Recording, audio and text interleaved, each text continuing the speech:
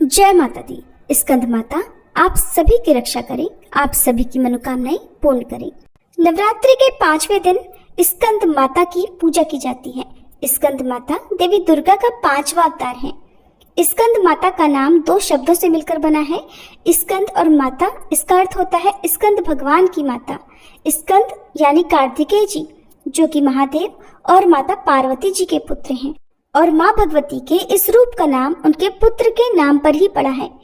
माँ स्कंद माता की 4 भुजाएं हैं, जिसमें एक हाथ में कार्तिकेय जी को पकड़े हुए हैं और उनके दूसरे और तीसरे हाथ में कमल का पुष्प है। अपने चौथे हाथ से स्कंद माता अपने भक्तों को आशीर्वाद देती हैं। माता की सवारी सिंह भी है और माँ कमल के पुष्प पर भी विराजमान रहती हैं। स्कंद माता विशुद्धि चक्र की अधिष्ठात्री देवी हैं और विशुद्धि चक्र हमारे गले के उभरे हुए भाग के ठीक नीचे स्थित होता है। माँ स्कंद माता की सच्चे मन से पूजा करने और कथा श्रवण से विशुद्धि चक्र जागृत हो जाता है, जिससे वाणी की सिद्धि प्राप्त होती है। माँ स्कंद माता का वाहन मयूर भी है, इसलिए इन्हें मयूर वाहना के नाम से भी जाना जाता है।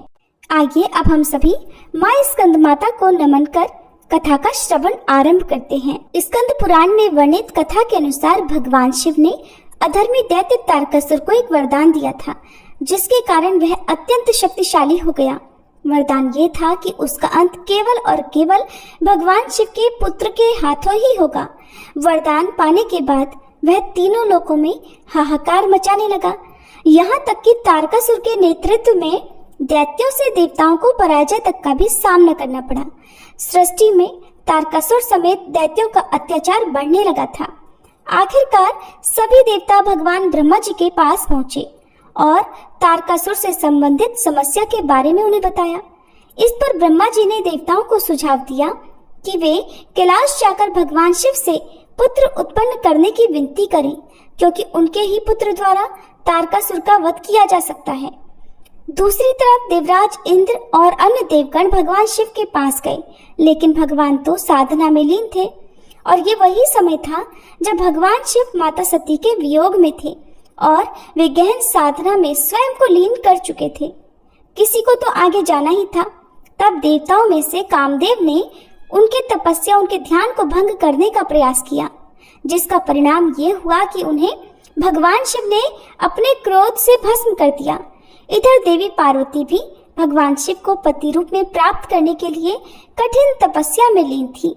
तब भगवान शिव देवी पार्वती जी की तपस्या से प्रसन्न हुए और शुभ घड़ी और शुभ मुहूर्त में उनसे विवाह कर लिया। दूसरी ओर भगवान शिव और देवी पार्वती जी के विवाह के शुभ अवसर पर ही देवी रति ने भगवान से और माता पार्वती जी से अपने पति को पुनर्जीवित करने की कामना प्रकट की। तब भगवान शिव ने कामदेव को पुनर्जीवन प्रदान किया। इस तरह शिव और शक्ति पुनः एक होकर कैलाश पर वास करने लगे। और कथा में यहीं पर भगवान शिव के पुत्र कार्तिकेय जी का प्रसंग आता है। कार्तिकेय जी माता पार्वती और भगवान शिव के जैविक पुत्र नहीं हैं, लेकिन वे शिव जी के अंश अवश्य हैं। कार्तिकेय जी का जन्म कुछ इस प्रकार हुआ कि शिव जी के तेज से एक दिव्य प्रकाश पुंज निकला और यह पुंज इतना शक्तिशाली था कि इसे अग्नि, पर्वत, ऋषि मुनियों की पत्नियां तक नहीं संभाल पा रही थी। शिवांश इतना तेज था कि कोई भी उसे संभाल नहीं सका, और जब यह तेज धरती पर पड़ा तो धरती माता से भी इसे संभालना कठिन हो गया। इसके बाद यह दिव्य तेज पुंज चलता ही रहा और इस प्रकार यह गंगा जी के जल में तैरने लगा। लेकिन देवी गंगा जी भी उस प्रकाश पुंज को सहन नहीं कर पाई और उसे सरकंडे के एक वन में त्याग दिया। समय बीतने के साथ ही शिव जी का अंश वह एक बालक के रूप में परिवर्तित हो गया। 6 मुख वाले उस बालक का पालन पोषण कृत्तिकाओं ने किया था, जिसके कारण ही उस बालक का नाम कार्तिकेय पड़ गया। भगवान शिव जी के तेज से उत्पन्न हुए इस बालक का यानी कार्तिकेय जी का वन में ही पालन पोषण होने लगा। कृत्तिकाएं एक माता की भांति उस बालक का ध्यान रखती थी। उधर माता पार्वती जी ने भी एक तेजवान बालक कार्तिकेय जी के बारे में सुना और इस बारे में भगवान शिव को भी बताया। तब भगवान शिव ने उन्हें जानकारी दी कि कार्तिकेय जी उनके ही पुत्र हैं। इसके बाद भगवान शिव ने अपने गणों को बुलाया और कहा कि तुम उस सरकंडे के वन में जाओ। वह एक बालक है जो अपनी वीरता का प्रदर्शन कर रहा है। वह हमारा अंश है, हमारा पुत्र है, उसे सम्मान के साथ लेकर आओ। तब शिवजी के आदेश के बाद शिवगण उस वन में पहुंचे और कुमार कार्तिकेय को कृतिकाओं सहित बड़े सम्मान के साथ भगवान शिव के सम्मुख ले आए। उस बालक को देखकर कैलाश पर्वत पर आनंद छा गया। वहीं कार्तिकेय जी के आ जाने के बाद अब वह समय भी आ गया जब उन्हीं शिवपुत्र के द्वारा तारकासुर का वध होना था। भगवान शिव के पुत्र कार्तिकेय जी अत्यंत वीर थे और उन्हें तारकासुर का वध भी करना था। तब देवी पार्वती ने स्कंद माता रूप धरकर अपने पुत्र कार्तिकेय को सेना के कुशल नेतृत्व की शिक्षा दी। उन्हें युद्ध के सभी कौशल सिखलाए, युद्ध की सभी रणनीतियां सिखाई और तब इस प्रकार कार्तिकेय जी को देव सेना का सेनापति नियुक्त कर दिया गया और इस प्रकार सभी देवता उनके नेतृत्व में तारकासुर का वध करने चल पड़े। युद्ध के मैदान में देवताओं और तारकासुर का भयंकर युद्ध हुआ और इस तरह तारकासुर शक्तिशाली कार्तिकेय जी के सामने एक क्षण भी नहीं टिक सका और वहीं कार्तिकेय जी के हाथों तारकासुर का वध हो गया। तारकासुर का वध करके कार्तिकेय जी ने अपनी सामर्थ्य शक्ति का प्रदर्शन किया था। उन्होंने अपने युद्ध कौशल से सृष्टि को तारकासुर के उत्पात से, उसके भय से मुक्त कराया था। इसलिए देवराज इंद्र ने त्रिदेवों और सभी देवताओं की सर्वसम्मति से कार्तिकेय जी को देवताओं का सेनापति नियुक्त कर दिया गया। इस प्रकार स्कंद माता की पूजा में भगवान कार्तिकेय जी की कथा का ही प्रसंग मिलता है और जो भक्त सच्चे मन से इस कथा को सुनता है उसके सभी विघ्नों का नाश हो जाता है, उसके सभी शत्रु भी परास्त हो जाते हैं, उसके घर में सुख शांति छा जाती है। प्रेम से बोलिए स्कंद माता की जय, कुमार कार्तिकेय जी की जय। अब सुनिए श्री दुर्गा सप्तशती का 5वें दिन पढ़ा जाने वाला अध्याय 9 और 10। 9वें अध्याय में निशुंभ वध का वर्णन किया गया है। राजा ने कहा, भगवान आपने रक्तबीज के वध से संबंध रखने वाला देवी चरित्र का ये अद्भुत महात्म्य मुझे बतलाया। अब रक्तबीज के मारे जाने पर अत्यंत क्रोध में भरे हुए शुंभ और निशुंभ ने जो कर्म किया उसे मैं सुनना चाहता हूँ। मार्कंडेय ऋषि कहते हैं, राजन, युद्ध में रक्तबीज तथा अन्य दैत्यों के मारे जाने पर शुंभ और निशुंभ के क्रोध की सीमा नहीं रही। अपनी विशाल सेना इस प्रकार मारी जाती देख निशुंभ रोष में भरकर देवी की ओर दौड़ा। उसके साथ असुरों की प्रधान सेना थी। उसके आगे पीछे तथा पार्श्व भाग में बड़े बड़े असुर थे जो क्रोध से ओट चबाते देवी को मार डालने के लिए आए। महापराक्रमी शुंभ भी अपनी सेना के साथ मात्र गणों से युद्ध करके क्रोधवश चंडिका को मारने के लिए आ पहुंचा। तब देवी के साथ शुंभ और निशुंभ का घोर संग्राम छिड़ गया। वे दोनों दैत्य मेघों की तरह बाणों की भयंकर वर्षा कर रहे थे। उन दोनों के चलाए हुए बाणों को चंडिका ने अपने बाणों के समूह से तुरंत काट डाला और शस्त्र समूहों की वर्षा करके उन दोनों दैत्यपतियों के अंगों में भी चोट पहुंचाई। निशुंभ ने तीखी तलवार और चमकती हुई ढाल लेकर देवी के श्रेष्ठ वाहन सिंह के मस्तक पर प्रहार कर दिया। अपने वाहन को चोट पहुंचने पर देवी ने शूरप्र नामक बाण से निशुंभ की श्रेष्ठ तलवार तुरंत ही काट डाली और उसकी ढाल को भी, जिसमें 8 चांद जड़े थे, खंड खंड कर दिया। ढाल और तलवार के कट जाने पर उस असुर ने शक्ति चलाई, किंतु सामने आने पर देवी ने चक्र से उसके भी 2 टुकड़े कर दिए। अब तो निशुंभ क्रोध से जल उठा और उस दानव ने देवी को मारने के लिए शूल उठाया, किंतु देवी ने समीप आने पर उसे भी मुक्के से मारकर चूर्ण कर दिया। तब उसने गदा घुमाकर चंडी के ऊपर गदा चलाई, परंतु वह भी देवी के त्रिशूल से कटकर भस्म हो गई।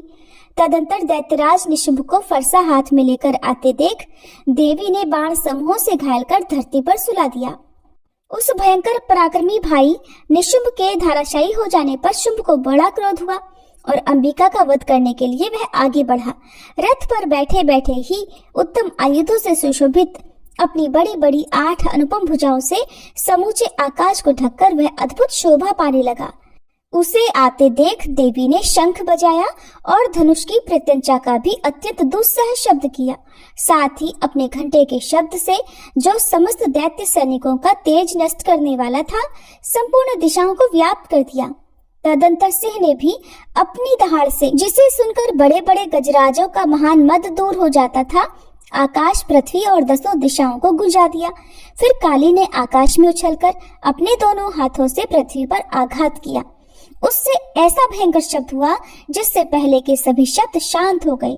तत्पश्चात शिवदूती ने दैत्यों के लिए अमंगलजनक अट्टहास किया। इन शब्दों को सुनकर समस्त असुर थर्रा उठे, किंतु शुंभ को बड़ा क्रोध हुआ। उस समय देवी ने जब शुंभ को लक्ष्य करके कहा, ओ दुरात्मन, खड़ा रहे, खड़ा रहे, तभी आकाश में खड़े हुए देवता बोल उठे, जय हो, जय हो। शुंभ ने वहां आकर ज्वालाओं से युक्त अत्यंत भयानक शक्ति चलाई। अग्निमय पर्वत के समान आती हुई उस शक्ति को देवी ने बड़े भारी लूके से दूर हटा दिया। उस समय शुंभ के सिहनाद से तीनों लोक गूंज उठे। राजन, उसकी प्रतिध्वनि से वज्रपात के समान भयानक शब्द हुआ, जिसने अन्य सब शब्दों को जीत लिया। शुंभ के चलाए हुए बाणों के देवी ने और देवी के चलाए हुए बाणों के शुंभ ने अपने भयंकर बाणों द्वारा सैकड़ों और हजारों टुकड़े कर दिए। तब क्रोध में भरी हुई चंडिका ने शुंभ को शूल से मारा। उसके आघात से मूर्छित होकर वह पृथ्वी पर गिर पड़ा। इतने में ही निशुंभ को चेतना हुई और उसने धनुष हाथ में लेकर बाणों द्वारा देवी काली तथा सिंह को घायल कर डाला। फिर उस दैत्यराज ने 10,000 बाहें बनाकर चक्रों के प्रहार से चंडिका को आच्छादित कर दिया। तब दुर्गम पीड़ा का नाश करने वाली भगवती दुर्गा ने कुपित होकर अपने बाणों से उन चक्रों तथा बाणों को काट गिराया। ये देख निशुंभ दैत्य सेना के साथ चंडिका का वध करने के लिए हाथ में गदा लेकर बड़ी तेजी से दौड़ा। उसके आते ही चंडी ने तीखी धार वाली तलवार से उसकी गदा को शीघ्र ही काट डाला। तब उसने शूल हाथ में ले लिया। देवताओं को पीड़ा देने वाले निशुंभ को शूल हाथ में लिए आते देख चंडिका ने वेग से चलाए हुए अपने शूल से उसकी छाती छेद डाली। शूल से विदीर्ण हो जाने पर उसकी छाती से एक दूसरा महाबली एवं महापराक्रमी पुरुष खड़ी रहे कहता हुआ निकला। उस निकलते हुए पुरुष की बात सुनकर देवी ठठाकर हंस पड़ी और खड्ग से उन्होंने उसका मस्तक काट डाला। फिर तो वह पृथ्वी पर गिर पड़ा। तदंतर सिंह अपनी दाढ़ों से असुरों की गर्दन कुचल कर खाने लगा। ये बड़ा भयंकर दृश्य था। इधर काली तथा शिवदूती ने भी अन्यान्य दैत्यों का भक्षण आरंभ कर दिया। कौमारी की शक्ति से विदीर्ण होकर कितने ही महादैत्य नष्ट हो गए। ब्रह्माणी के मंत्रपूत जल से निस्तेज होकर कितने ही भाग खड़े हुए। कितने ही दैत्य माहेश्वरी के त्रिशूल से छिन्न भिन्न होकर धाराशायी हो गए। वाराही के थूथन के आघात से कितनों का पृथ्वी पर कचूमर निकल गया। वैष्णवी ने भी अपने चक्र से दानवों के टुकड़े टुकड़े कर डाले। ऐन्द्री के हाथ से छूटे हुए वज्र से भी कितने ही प्राणों से हाथ धो बैठे। कुछ असुर नष्ट हो गए और कुछ उस महायुद्ध से भाग गए तथा कितने ही काली, शिवदूती तथा सिंह के ग्रास बन गए। जय माता दी। इस प्रकार श्री मार्कंडेय पुराण में सावर्णिक मनवंतर की कथा के अंतर्गत देवी महात्म्य में निशुंभ वध नामक 9वां अध्याय पूर्ण हुआ। अब सुनिए 10वां अध्याय, जिसमें शुंभ वध का वर्णन किया गया है। 10वें अध्याय को शुरू करने से पहले हम सब मिलकर माँ जगदम्बे का ध्यान करें। मैं मस्तक पर अर्धचंद्र धारण करने वाली शिव शक्ति स्वरूपा भगवती कामेश्वरी का हृदय में चिंतन करती हूँ। वे तपाए हुए स्वर्ण के समान सुंदर हैं। सूर्य, चंद्रमा और अग्नि, ये ही 3 उनके नेत्र हैं और वे अपने मनोहर हाथों में धनुष, बाण, अंकुश, पाश और शूल धारण किए हुए हैं।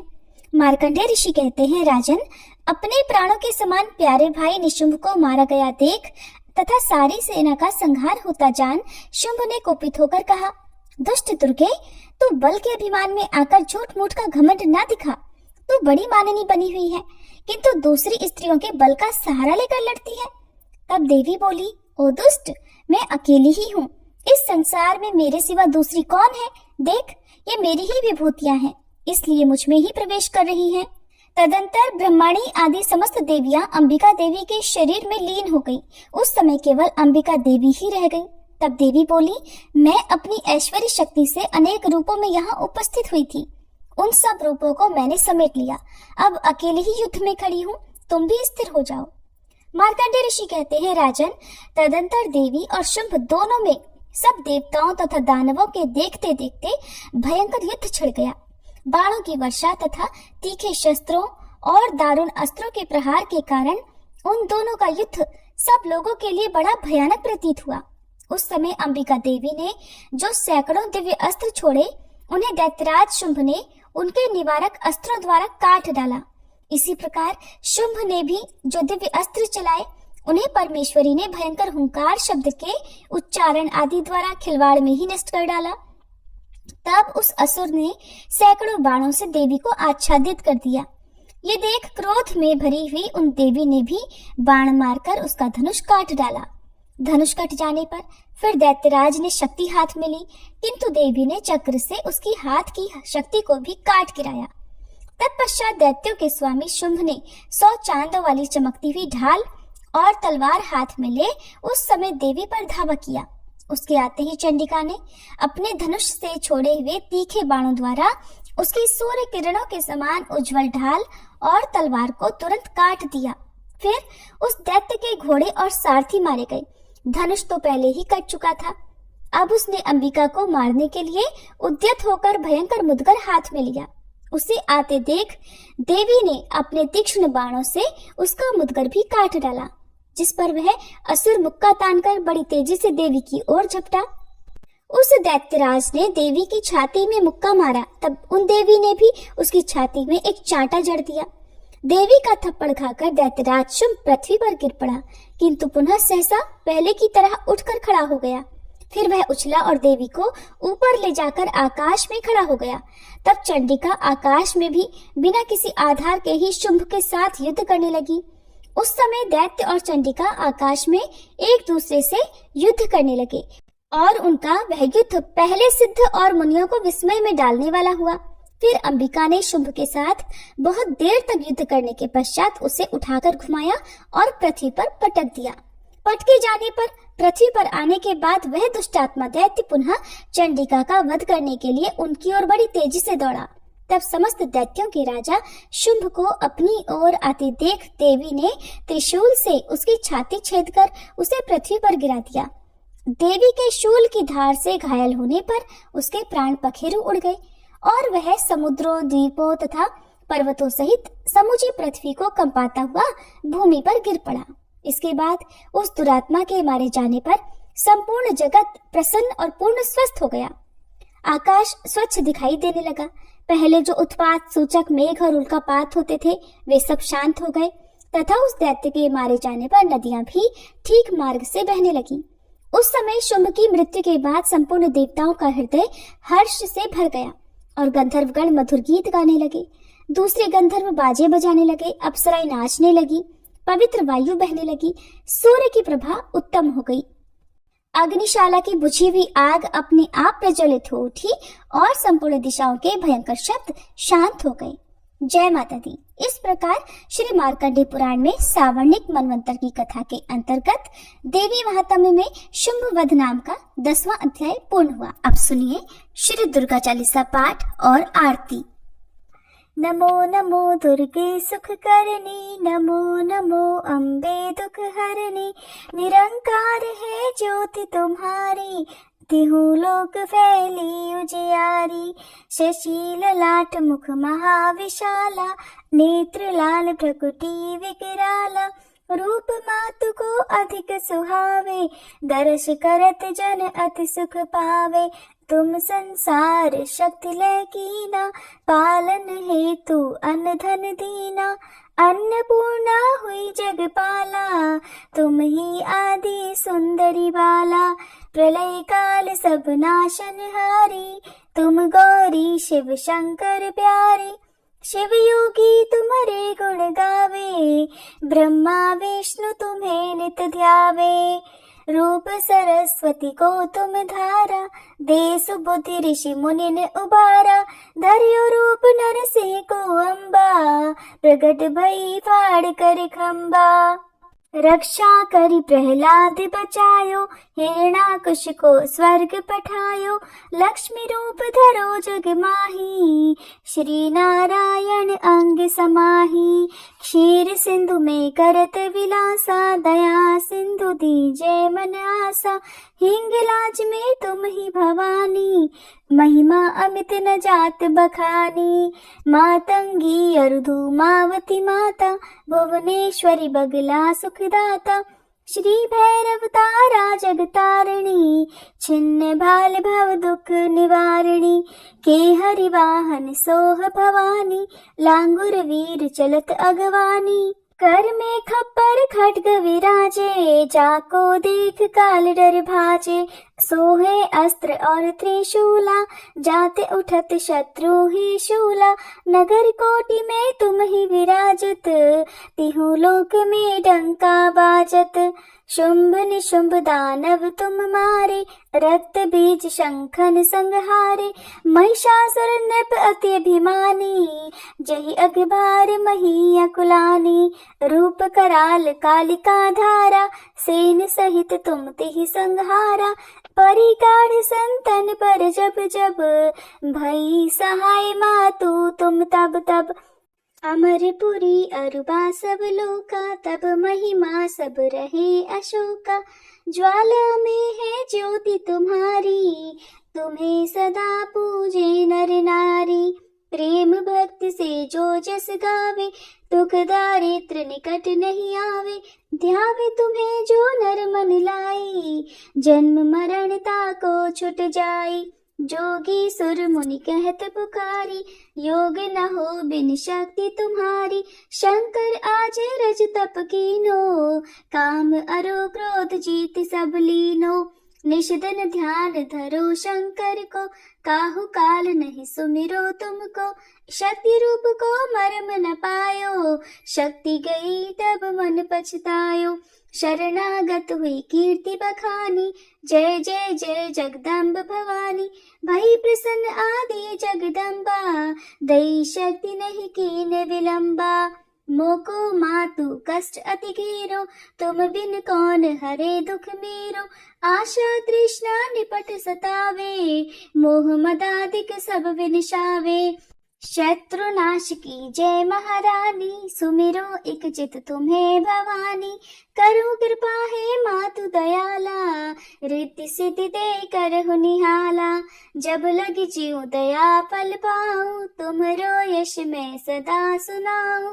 दुर्गा चालीसा जो कोई गावे, सब सुख भोग परम पद पावे। श्री दुर्गा चालीसा समाप्त।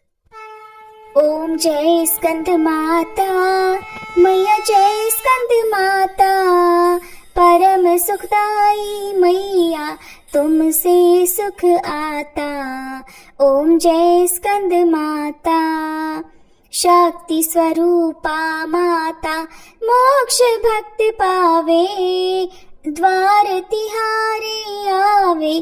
खाली नहीं जावे, ओम जय स्कंद माता।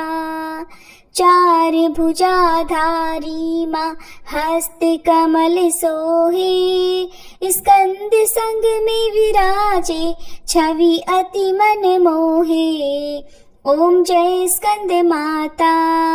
पांचवे नवरात्रे में ध्यान भक्त धरे, मन वांछित फल पावे। कष्ट माँ दूर करे, ओम जय स्कंद माता। रूप निराला है माँ का, जन गुण गान करे। कर दो कृपा है मैया, तुम्हारे द्वार खड़े। ओम जय स्कंद माता। विपदा हरती हो मैया, जो मन से ध्यान करे। साधक नित हर्षाए, जय जय माँ की करे। ओम जय स्कंद माता। शिव योगी की शक्ति, तुमको ही जग जाने। कार्तिकेय करे वंदन, मैया ये जग माने। ओम जय स्कंद माता। तुम्हारी कृपा से धर्म हर पल ही जीते। तुम्हारी इच्छा से हम सब भक्ति रस पीते। ओम जय स्कंद माता। स्कंद माता की आरती जो मन से गाए, भव बंधन से छूटे, नित्य सुख वो पाए। ओम जय स्कंद माता। ओम जय स्कंद माता, मैया जय स्कंद माता, परम सुखदाई मैया तुमसे है सुख आता। ओम जय स्कंद माता। प्रेम से बोलो शेरों वाली मैया की जय, स्कंद माता की जय। प्रिय भक्तजनों, अब हम सभी मिलकर माता रानी से क्षमा याचना करते हैं ताकि हमारे द्वारा हुई किसी भी गलती के लिए माता रानी हमें क्षमा कर सके। हे परमेश्वरी, मेरे द्वारा रात दिन सहस्त्रों अपराध होते रहे हैं, अतः आप मुझे अपनी सेवक समझकर कृपा पूर्वक मेरे उन अपराधों को क्षमा करो। न तो मैं आह्वान करना ही जानती हूँ, न विसर्जन करना ही जानती हूँ और न पूजा ही करना जानती हूँ। हे परमेश्वरी, मुझे क्षमा करो। हे सुरेश्वरी, मैंने जो मंत्रहीन, क्रियाहीन और भक्तिहीन पूजन किया है वह सब आपकी दया से पूर्ण हो। सैकड़ों अपराध करके भी भक्त आपकी शरण में आकर केवल जगदम्ब कहकर ही मोक्ष को प्राप्त करते हैं, जिसे ब्रह्मादि देवगण भी पाने में असमर्थ होते हैं। हे जगदम्बिके, मैं अपराधी हूँ किंतु आपकी शरण में आई हूँ, अतः इस समय मैं दया की पात्र हूँ। आप जैसा चाहो वैसा करो। अज्ञानवश या बुद्धि भ्रम होने के कारण भूल से मैंने जो कुछ भी कम या अधिक कर दिया हो, हे देवी, हे परमेश्वरी, सब अपराध क्षमा करो और प्रसन्न हो। हे जगन्माता, हे कामेश्वरी, सच्चिदानंद स्वरूपिणी परमेश्वरी, आप प्रेम पूर्वक मेरी यह पूजा स्वीकार करो और मुझ पर प्रसन्न हो। आप गुप्त से भी गुप्त वस्तु की रक्षा करने वाली हो। आप मेरे किए हुए इस जप को ग्रहण करके मेरे सभी अपराधों को क्षमा करो। हे देवी, हे महेश्वरी, आपकी कृपा से मुझे सिद्धि की प्राप्ति हो।